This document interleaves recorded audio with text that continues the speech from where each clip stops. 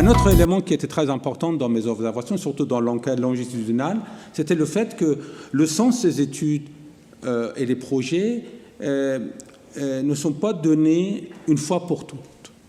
C'est-à-dire, le projet se construit, se déconstruit et se reconstruit. Ça, c'est dans le cas de beaucoup de cas.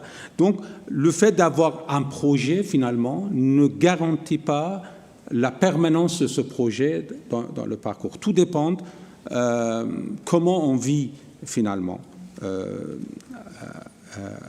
ce parcours et ces études. Donc, nous pouvons parler également des dimensions objectives et subjectives de parcours, c'est-à-dire les éléments qui sont davantage subjectifs, ça renvoie plutôt au désir, à la manière dont les étudiants perçoivent et pratiquent leurs études, mais également les éléments objectifs, c'est-à-dire il faut se mobiliser, il faut remplir telle ou telle condition. Donc, c'est pour ça que les projets peuvent devenir les choix de vie progressivement, ou au contraire, ça peut devenir quelque chose d'insupportable pour les étudiants. Et l'expérience vécue au sein d'une filière exerce une influence considérable sur la transformation vécue par les étudiants. En réalité, les étudiants vivent une transformation identitaire très forte, c'est-à-dire à l'entrée à la fac, dans un BTS ou dans une IUT, encore, ils ont fait un choix, mais ça devient une réalité une fois que, sur le plan identitaire, ils intègrent cette dimension, finalement. Pour être, je suis un juriste, je suis un médecin, je suis un comptable, je suis un économiste, je suis un physicien, finalement, c'est une transformation identitaire qui vit. Plus cette identité, elle est forte, elle est bien construite au début, pendant les 3 premières années, plus l'étudiant est engagé, mobilisé, moins cette identité est forte.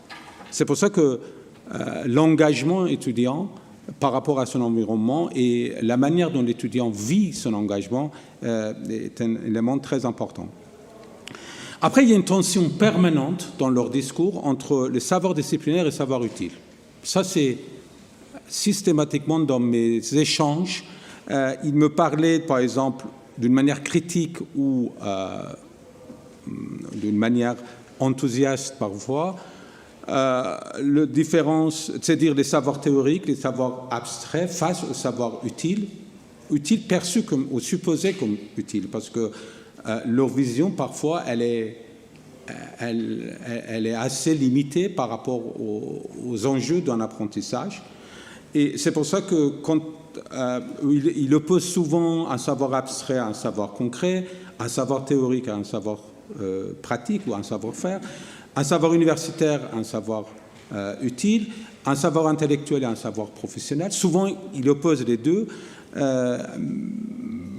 parce que moi, je pense que, entre autres, ils ont une vision des choses et comme cette vision n'est pas travaillée d'une manière critique, finalement, ils sont dans leur logique très dichotomique, c'est-à-dire vrai-faux, il y a un bon savoir, il y a un savoir qui est moins bon. Regardez par exemple les propos de Jean-Marc, qui était en économie, et qui dit que voilà, donc il ne voit pas tellement l'intérêt de ce qu'il fait à l'université, parce qu'il va à la banque et il ne trouve pas finalement utile les savoirs développés à l'université. Et c'est assez révélateur, parce que c'est un esprit. Je reviens sur cette tout de suite. Après, en réalité, c'est un peu dans l'esprit de temps de ces jeunes, c'est-à-dire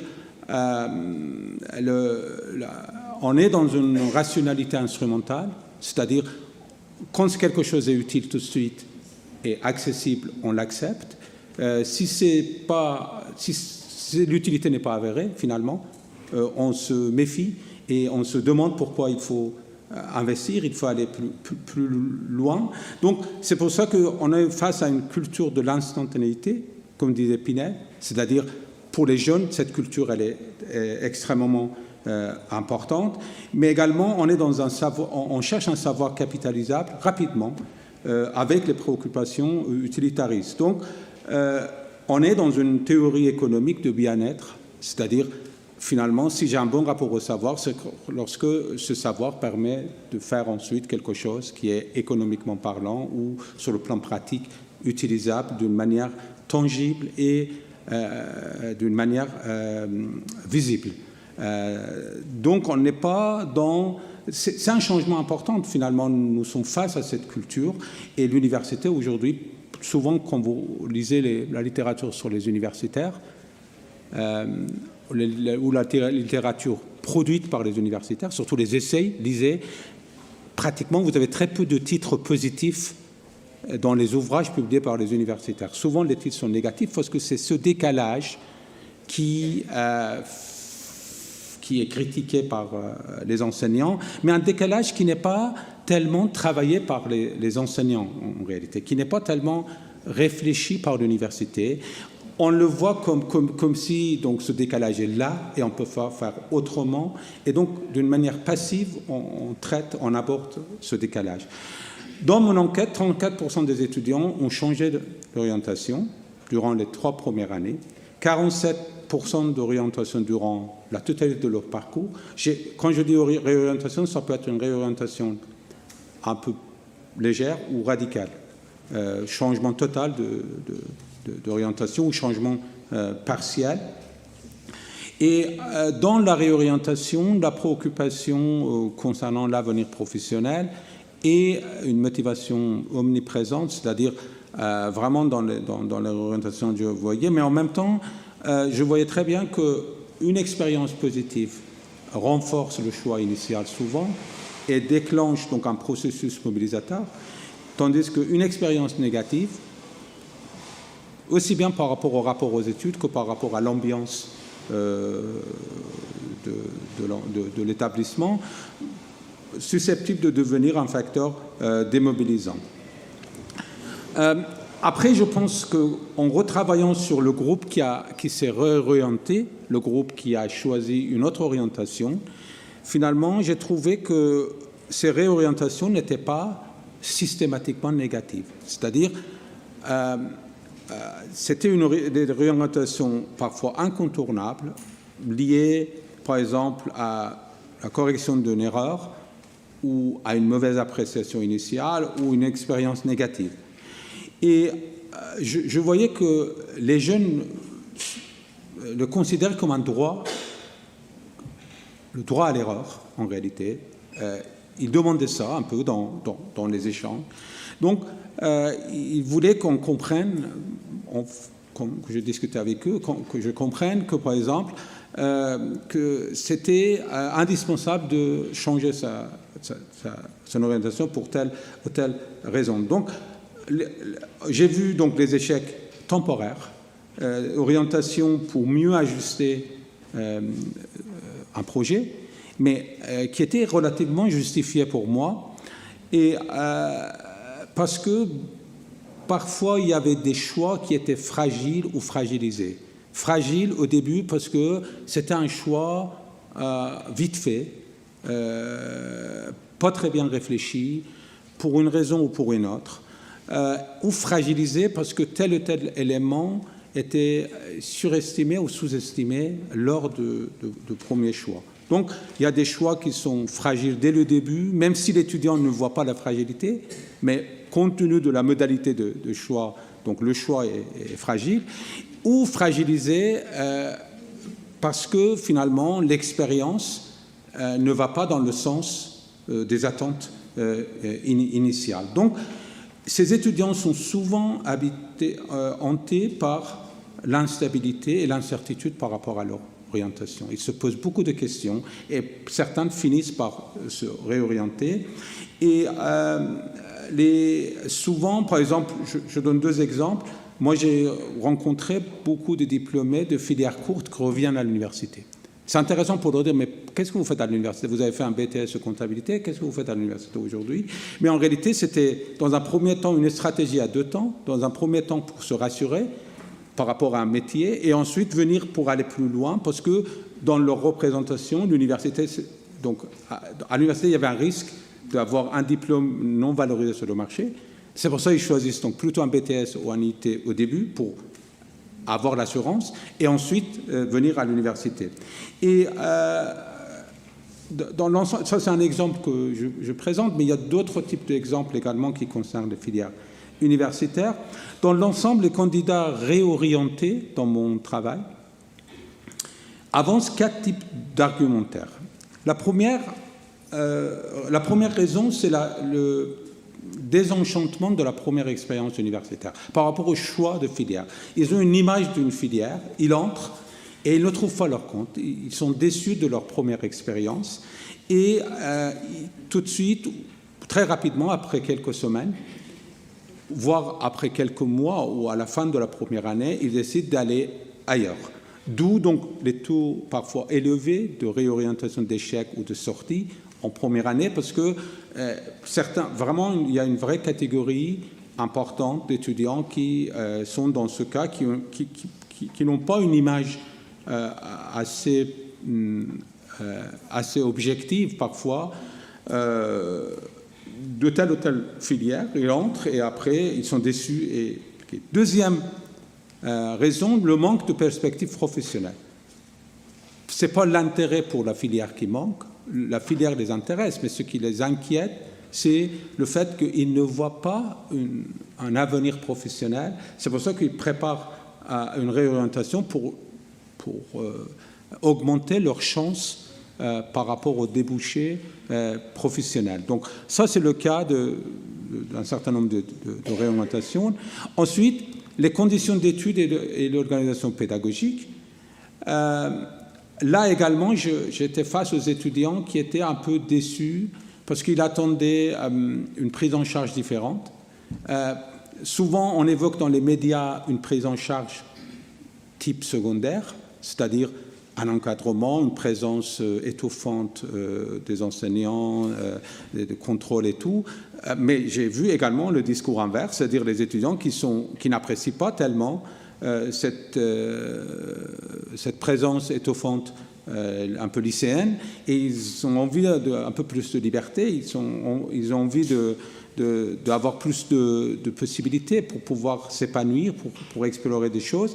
Et c'est le cas d'Amina, où j'évoque dans mon enquête, qui était en BTS, qui a validé et quitté son BTS à la fin de la première année pour venir à l'université. Et enfin, les choix qui étaient fragiles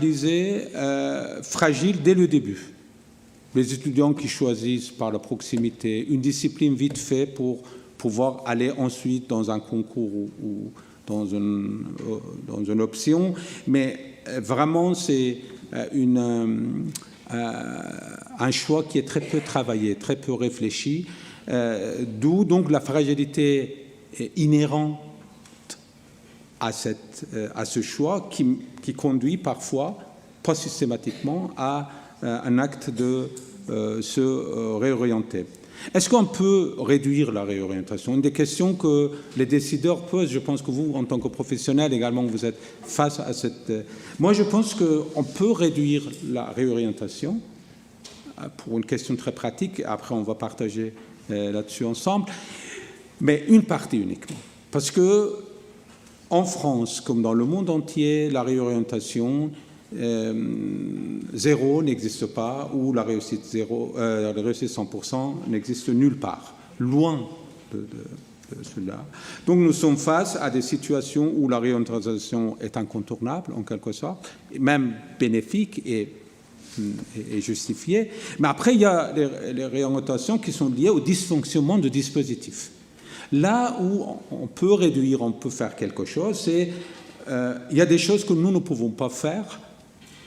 C'est la partie qui concerne la sélection à l'université, ou une présélection, ou les démarches qui sont plus institutionnelles. Par exemple, dans certains pays, on mène les étudiants, les élèves en classe terminale à l'université pendant une période, 1 semaine, 2 semaines, 3 semaines, en Suisse par exemple, 3 semaines dans la région de Genève, pour tester leur choix concrètement, aller dans les cours, discuter avec les étudiants, faire des ateliers de réflexion avec les étudiants pendant 2 semaines, pendant 3 semaines. Comme ça, c'est une préparation beaucoup plus réfléchie, où un dispositif régulateur beaucoup plus fort, beaucoup plus significatif, pour pouvoir créer un dialogue entre l'université et ses étudiants, où chaque établissement avec ses futurs étudiants. Ce dialogue n'existe pas, c'est pour ça que nous ne sommes pas dans une logique de contrat avec nos étudiants. Ils choisissent leur... Moi, dans les échanges, après j'ai des exemples révélateurs et vraiment parfois choquants des expériences vécues par les jeunes par rapport à la manière dont l'orientation aujourd'hui est effectuée, notamment en rapport avec l'université. Donc, cette partie, il y a des effets pervers de ces choix qui sont politiques et idéologiques, pas idéologiques au sens négatif de terme, mais c'est un choix que la France a fait depuis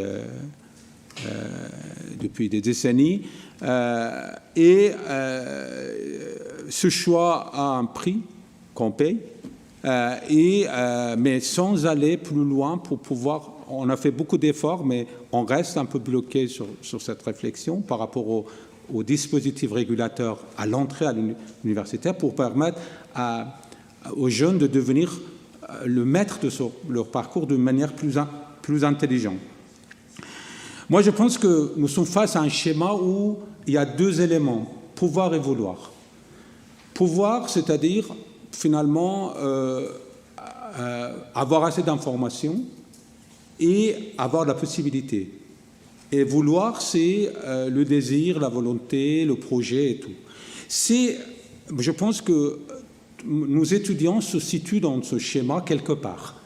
Lorsque le vouloir et le pouvoir sont au rendez-vous, ce sont les plus heureux, là en haut, et après les plus malheureux sont en bas, où ni le pouvoir ni le vouloir là où il y a l'échec, la réorientation et ça, c'est dans ce schéma qu'il faut voir. Donc c'est pour ça qu'il ne faut pas uniquement voir cette question liée au projet professionnel, à l'orientation, à la réorientation, uniquement en rapport avec vouloir, mais également avec pouvoir. C'est-à-dire il faut leur donner les clés, il faut leur donner cette compétence pour pouvoir faire ce travail. Pour la conclusion, je pense que je reviens vers l'université. J'abandonne les étudiants et je reviens vers l'université pour dire que finalement, nous sommes face à une génération qui est envahie par les éléments dont on a parlé, les phénomènes de notre temps. Le rapport à l'autorité, le rapport au savoir, donc tout ce qu'on vit actuellement chez les jeunes. Mais nous, sur le plan pédagogique, on a très peu de réflexion depuis plusieurs décennies pour dire mais quelle conception de la formation universitaire pour permettre donner à ces jeunes assez de goût, assez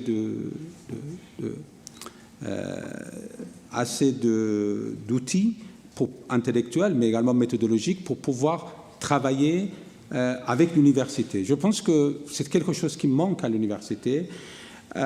C'est le fait de pouvoir, d'une manière pertinente, associer la culture générale, le savoir disciplinaire, savoir transversaux, méthodologie et savoir utile, et permettre aux étudiants de comprendre la pertinence de chaque type de savoir et l'importance de chaque type de savoir dans une formation lorsqu'ils sont ensuite censés aller travailler en tant que cadre en réalité. Donc développer des aptitudes à résoudre des problèmes en réalité avec toutes ces connaissances.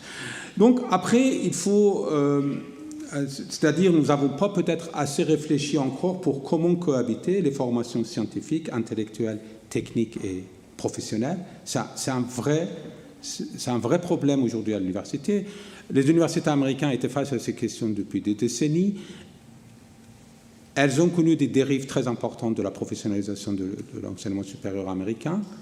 Dans les années 80, une lecture critique de cette professionnalisation excessive a été engagée. Donc certaines universités même ont changé leur orientation. Les meilleures, les plus performantes ont changé leur orientation pour dire professionnaliser à tout prix l'université, c'est une vision à court terme des choses, dans la mesure où aujourd'hui, si on voit d'ici 20 ans, près de 50% des métiers qui concernent les cadres vont disparaître. Comment préparer nos étudiants à faire face à ce marché du travail? Donc, ce n'est pas avec une formation professionnalisante sur mesure qu'on peut éventuellement leur donner tous les outils pour faire face à ces transformations en cours, ces mutations en cours. Il faut un autre type de formation c'est en cours, mais on n'a pas allé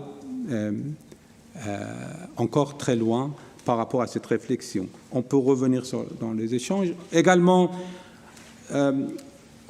ce que les étudiants aujourd'hui font questionne également le modèle universitaire. C'est-à-dire les étudiants ne viennent pas uniquement dans une université qui existe, ils participent à transformer l'université avec leur choix, avec leur orientation. Ils délaissent certaines disciplines, ils vont plutôt vers telle ou telle discipline. Toutes ces orientations et ces choix transforment l'université en réalité par le bas, parce qu'il y a deux types de transformation. La transformation par le haut est décidée par l'institution, par les pouvoirs publics, par les professeurs. La transformation par le bas, c'est la société, c'est le monde social, c'est le marché du travail et c'est les étudiants avec leurs choix en réalité. Ces deux processus, ces deux dynamiques finalement sont en cours actuellement. On est donc face à ce que Kerr, qui est un historien de l'université nord-américaine, appelait une multiversité dans laquelle il y a plusieurs orientations dans l'université. Il n'y a pas uniquement une orientation intellectuelle, mais une orientation également professionnalisante qui rassure les étudiants, mais également une dimension intellectuelle pour leur donner les outils intellectuels et pratiques nécessaires pour faire face à des situations inédites. Donc, nous sommes entre une université déconnectée et une université station-service, c'est-à-dire une université qui est adaptée sur mesure, qui répond au marché du travail uniquement, mais puisque l'université n'est pas là uniquement pour former les étudiants, l'université est là également pour aller plus loin dans le savoir, créer des nouveaux savoirs, critiquer le savoir. Donc, ce sont des différentes missions. Il faut pouvoir concilier ces différentes missions. Et donc, une suradaptation est une dérive qui a été vécue par les universités américaines. Nous sommes face à ce modèle, c'est-à-dire la pression actuelle vise plutôt une université parfois sur mesure. Quand je dis la pression, c'est la demande sociale, le marché du travail, les médias, les gens qui ont une vision très courte de l'université. Mais dans l'autre côté, vous avez l'immobilisme dans le monde universitaire où ils restent dans leur imaginaire, d'université imaginaire, qui n'existe plus en réalité. Et entre les deux, donc on est coincé, il faut une réflexion critique pour pouvoir trouver le modèle adapté de l'université, un modèle intelligent qui réponde aux exigences très variées. Pour terminer, maintenant je reviens vers les étudiants pour dire qu'une autre chose que nous devons faire, qui me concerne également en tant qu'enseignant, c'est comprendre la temporalité étudiante. Quand je dis la temporalité, pour moi ici le temps, c'est pas le temps quantitatif. Aujourd'hui, jeudi 23 juin 2016, c'est le temps quantitatif, événementiel. C'est le temps qualitatif, c'est-à-dire un moment pour apprendre, un temps pour apprendre, pour réfléchir, pour pouvoir s'offrir un avenir, un moment pour approfondir des choses, ou un moment pour aimer, un moment pour travailler, un moment pour s'amuser. C'est l'articulation de ces moments qui donnent un sens à notre existence. Tout le monde est concerné. Mais les étudiants, comme ils sont dans une période critique, finalement, ils ne maîtrisent pas assez bien donc, ces moments. Et parfois, il y a un moment qui domine les autres moments. Et c'est pour ça que parfois, ils ont besoin plus de temps. On a un temps institutionnel, une année universitaire L1, L2, L3. Ce modèle, il est extrêmement rigide parce que c'est le temps institutionnel rigide. M1, M2. Aux États-Unis, un étudiant peut très bien dire « je peux faire mon M1 en 4 ans ». Il négocie avec son conseiller de faire son master en 4 ans et il le fait. Il n'est pas en situation d'échec, il n'a pas redoublé parce qu'il voulait faire son M1 en 4 ans. En France, c'est impossible de négocier parce que tout est très rigide. et tout est lié au temps institutionnel imposé à la réalité sociale et au parcours existentiel. C'est ça le problème, je pense que le cœur de problème par rapport à la compréhension de la temporalité des étudiants, les étudiants qui n'ont pas un projet, les étudiants qui n'arrivent pas à avoir un projet, les étudiants qui ont un temps pour pouvoir faire un projet. Dans le modèle universitaire actuel, proposé en France, en réalité, la vitesse est une valeur. Plus vous allez vite, mieux vous êtes apprécié. Si vous avez appris mal, ce n'est pas grave. Vous avez validé, vous êtes un bon étudiant. C'est ça qui est en réalité regrettable. Ce n'est pas ce qui est critiquable en réalité. On est en train de McDonaldiser un peu l'enseignement supérieur pour dire que toutes les maquettes aujourd'hui, M1, L1, L2, L3, M1 et M2, c'est dans le modèle McDonald's, où vous entrez, vous avez des cours, vous devez suivre, sinon vous redoublez, et ainsi de suite. Il n'y a pas un dialogue, il n'y a pas la possibilité de construire des parcours individualisés, singuliers par rapport à la temporalité étudiante, permettant au cas singulier de trouver une solution à l'intérieur de ce système rigide. Dans ce système, aujourd'hui, la vitesse est devenue une valeur absolue. C'est-à-dire, dans tous les indicateurs, le seul critère pour pouvoir apprécier une université, aujourd'hui, dans les critères, dans les palmarès, c'est le temps. Le temps, la vitesse. Le symbole de l'efficacité et de la performance. Tandis que la lenteur également, parfois, est nécessaire pour certains individus. Je ne suis pas là pour dire que la lenteur est une bonne chose, mais la lenteur peut être également une solution pour les gens qui ne trouvent pas leur chemin, les gens qui ont besoin de plus de temps pour élaborer un projet, parce que élaborer un projet, avoir un projet, c'est-à-dire un choix de vie, en quelque sorte. Si je fais ce projet, c'est-à-dire, donc, les 4 décennies qui suivent, finalement, je serai dedans. Ça devient une identité pour moi, donc c'est un choix extrêmement important. C'est-à-dire, c'est pour ça que pour une société plus heureuse, pour une société épanouie, nous avons besoin des individus heureux et des individus épanouis. Donc, il faut leur donner les moyens pour devenir heureux et épanouis. Et ce n'est pas en imposant par le haut une certaine temporalité qu'on peut produire cette société, en quelque sorte. C'est ça le décalage, en réalité. Donc, si la lenteur permet une nouvelle conscience, de développer une nouvelle conscience, la lenteur est une bonne chose. C'est pas le temps perdu. C'est un temps utile pour pouvoir, bénéfique, pour pouvoir permettre à un individu de sortir de l'impasse, de trouver son chemin. Et pour terminer, finalement, le dernier élément, ce que je disais tout à l'heure, il faut que la définition de l'étudiant en France change, moi je pense. Les pouvoirs publics ont mis en place depuis quelque temps la possibilité d'avoir une année de pause pour les étudiants. C'est une bonne chose, mais c'est une mesure insuffisante par rapport à la réalité des choses. Je pense qu'il faut pouvoir accueillir au sein de l'université les étudiants qui ont des projets très variés ou qui sont sans projet, mais tous les dispositifs nécessaires pour pouvoir leur permettre de trouver progressivement leur chemin avec une vitesse singulière, un rythme singulier. Et c'est pour ça qu'aujourd'hui, la seule figure étudiante reconnue par l'Institut, c'est un étudiant à plein temps, motivé, avec un projet. C'est cette figure que l'université rêve et cherche, et parfois, elle essaye de forcer, de produire ce profil d'étudiant, mais c'est vrai pour 50%, 60%, éventuellement, on y arrive, mais il y en a qui n'entrent pas dans ce schéma, et pour eux également, il faut que l'université trouve une solution. Malheureusement, aucune université ne peut pas décider toute seule de faire quoi que ce soit. On est dans le modèle français, ailleurs il est un peu plus facile. Mais pour vous donner une idée, deux choses. En Allemagne, une année théorique à l'université, c'est 1,6 ans en réalité, c'est-à-dire un étudiant pour terminer un master en moyenne, mais 8 ans. Et l'université, en quelque sorte, a accepté ce rythme et cette réalité. Aux États-Unis, on est à peu près dans le même schéma par rapport au temps théorique et temps réel, mais la France refuse, je comprends, parce que l'université est publique, c'est l'État qui finance, et on le considère comme économiquement très cher, c'est les étudiants. Tandis que si on change notre perception ou la définition de l'étudiant, on peut peut-être voir autrement des choses.